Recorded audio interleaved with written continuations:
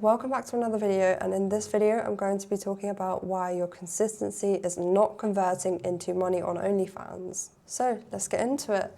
So this video is only for you if you post consistently currently, and if you're inconsistent, this isn't your video. If you're consistent and stuck, this is exactly your video. So I'm going to start by talking about consistency. So what is consistency?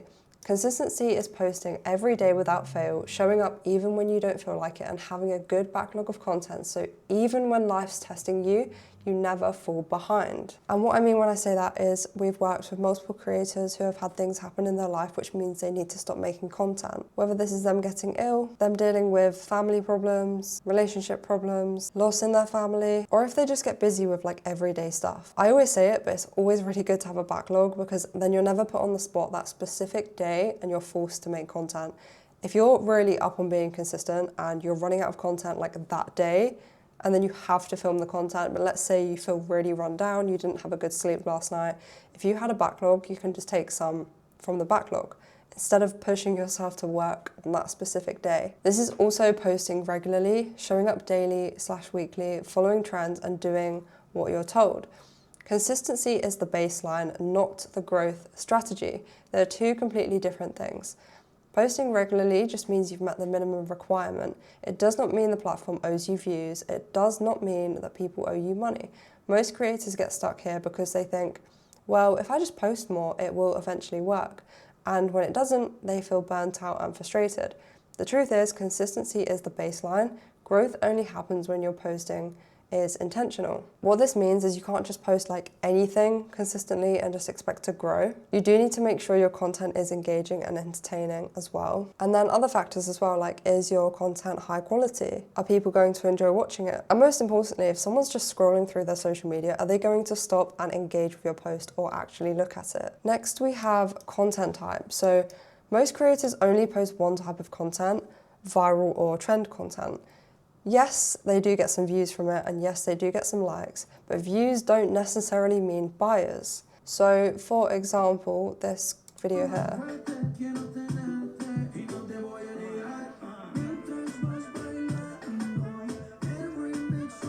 It's quite trendy, it's a posing video, and yes, she's very beautiful and she's showing off her body, but is that actually engaging? It probably gets a good amount of likes and a good amount of views, but it doesn't necessarily convert over to OnlyFans. A lot of people think that by showing body, that's all you need to do. It's much more complex than that. A few years ago, it was kind of majority about looks, but now it is about your personality as well. There are three types of content you need: viral content to get attention, personality content to build trust, and desire-driven content to make people want more. If all you post is trends, you grow an audience that just wants entertainment and not access. So here's three of my favorite verticals. So you've got the talking ones. Show you an example. All week because I'm in bed, but this week I was so sick that I didn't do that. So I haven't in quite some time. I was going to do it as soon as I felt better, but I asked the boys on my page and they said to hold it for my live show so that I have an even better. So not only is she talking about something sexual, it might be relatable to some girls, and guys are going to stop and engage with that because, well, one, she's talking about the boys on her page are saying X, Y, and Z, so it makes people curious, like what she's posting on her page. And two, if you notice like the enthusiasm, the tone of voice, the facial expressions, it's just really engaging. It's like much better than if she just sat there like stared dead at the camera, spoke in one tone of voice, really boring like this, and just didn't say anything with enthusiasm. Like, it just sounds boring. But the talking ones do work really well, and it's a great way to show off personality. Next, we have relatable videos. I'll show you an example. For 2 months, she'll barely move, conserving all her energy. So obviously that's pretty relatable to girls. If you know, you know. And the best part is it's just so simple to do. Literally takes 5 to 10 seconds to film. And if it's something relatable, people are going to engage with it. So it's funny, it's engaging, entertaining, and again, could be relatable. Relatability and comedy and talking skits in general or combined are really good verticals to do. Showing your personality means potential big spenders, whales. Think of it like a real relationship. You don't typically select a partner just based off looks or personality. Usually they have to have both. Big spenders like having a connection with you, so them subscribing for your personality in the first place is already a good step in the right direction. If your personal brand only shows off your looks, then you're competing with millions of other creators. Something most don't do is show their personality, so it's a great way to stand out. Next, we have viewer intent. Now, this is where things start to click. Some people are just scrolling, some people are mildly interested, and some people are potential buyers. If your content is designed to appeal to everyone, it converts no one. Your goal isn't to go viral, it's to attract people with buyer intent. The right content filters. It makes the wrong people scroll away and the right people lean in. Watchers stop and pay attention, but they don't feel urgency. They like your vibe, they like your face, they like your energy, but they don't feel a reason to take the next step. Watchers say things like, "I'll sub later." Buyers don't say that, they act on it. A scroller is someone who sees your video, double taps and forgets you exist 5 seconds later. They're not thinking about you, they're thinking about their feed. If your content is purely trend-based with no personality or attention, you're feeding the scrollers. Scrollers inflate views and kill your confidence. Now, buyers don't need convincing, they need permission. Buyer intent content makes someone feel like they're missing out if they don't click. When someone feels desire, curiosity, or exclusivity, that's buyer intent. Before you post anything, ask yourself, who is this for? A scroller, a watcher, or a buyer? If the answer isn't buyer, then don't expect money. Next, we have the desire gap, and this is the biggest mistake I see creators make. Your free content and your paid content are way too similar. If people feel like they've already seen everything, why would they pay? The goal of free content is not to show, but it's to imply. Not to give, but to tease. Desire lives in the gap between what they see and what they imagine. If there's no gap, there's no reason to subscribe. Desire isn't created by what you show, it's created by what you don't.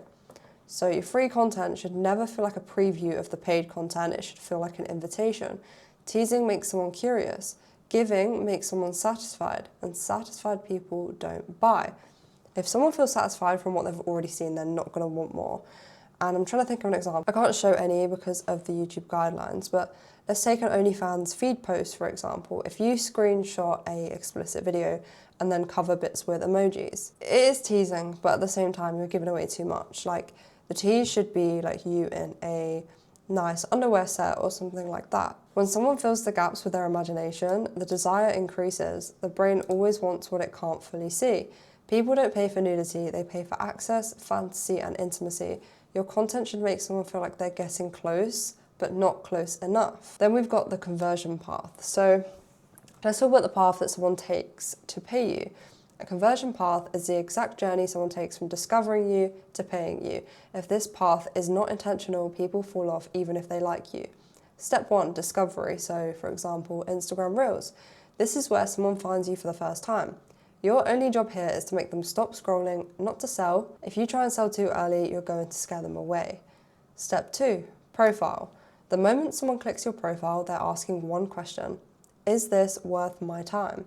If your profile feels confusing, desperate, or messy, you will lose them. Your profile should continue the same energy as your content.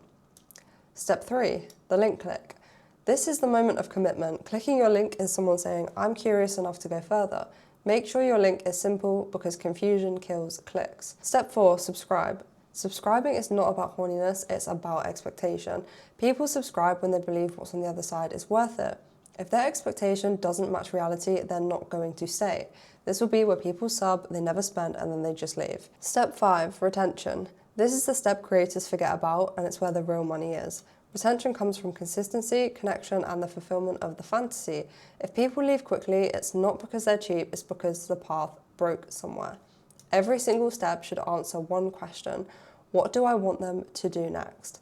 And make sure you keep it simple because simplicity always scales. And lastly, we have money. So obviously money is the reason you're doing it right, and this is where most creators get confused. Money's not random, it's not luck, and it's not about who's hottest. Money is the result of systems working together. If your money feels inconsistent, it's because something earlier in the system is broken. You don't fix money by focusing on money, you fix money by fixing structure. Low income is a symptom, not the problem. When consistency, intent, desire, and conversion are aligned, money follows naturally. Working harder doesn't automatically make you more money.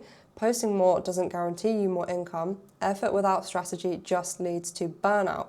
I don't know how many people relate to that, but a lot of creators I've spoken to end up burnt out when they're stuck in this vicious cycle of just assuming that consistency is what's going to fix their problem. Creators who make consistent money don't rely on motivation, they rely on systems. Most creators think they have a money problem, but what they actually have is a clarity problem. If your income spikes and crashes, your system's unstable, and stable systems create stable income. So instead of asking, why am I not making money? Ask yourself, which part of my system does not work? Money doesn't come from doing everything, it comes from doing the right things in the right order. Now, if you've seen my other videos, you'll probably say like, oh, but usually you say consistency is key. 100% consistency is key. If you're not consistent posting on social media, just expect not to grow. You're competing with hundreds, thousands, even millions of people on social media. You have to stand out, you have to be consistent. If you're not consistent, the social platform is not going to push your content. I've previously said as well, post, for example, 3 reels a day. But the creators that are doing that, you're also competing with. So why not up the amount, up the volume? 6 reels a day. I've also spoken about consistency and creativity in a previous video, and I explained that you don't really want to focus on one or the other, you want a bit of both. Consistency is more important than creativity, but obviously it's really dependent on the content. Like, you can't post really bad content every day. That's not what I mean when I say consistency is more important. Let's say we have a scale. 0 is like really awful content and 10 is like really viral worthy content. If somewhere on the scale, like let's say a 5, somewhere in the middle, so it's not like viral worthy, but it's not awful. So the lighting's good, it's a good length, it's still got some hooks. If you're consistent posting videos somewhere in the middle of the spectrum, then it will work. If you're posting consistently, but all your videos are somewhere near like the 0 or the 1 of the spectrum I'm saying, that's not gonna work. But ideally, you wanna be consistent posting the 8s, 9s, and 10s of the spectrum. The viral worthy, entertaining content, the relatable content, the funny content. If you're consistent and have really good content, that is how you're gonna win. So you shouldn't even really be asking yourself, like, is it one or the other? Just do both. At the end of the day, successful creators are consistent, but you have to operate your OnlyFans like a business and have systems in place. And if part of a system is broken, it's going to affect everything. If this sounds like you, comment the word stuck, or alternatively DM me the word stuck on Instagram. I'll put my Instagram on the screen and it is in the description as well. And I'll tell you exactly which part you need to fix first. Like I said as well, this video is not for everyone. If you're inconsistent, this video is not for you. This is for the creators who are consistent without fail, who just aren't converting over to OnlyFans. The ones who aren't seeing the income rise and the ones who don't get the results, even though they're putting in the work. You just need to identify which part of the system is broken.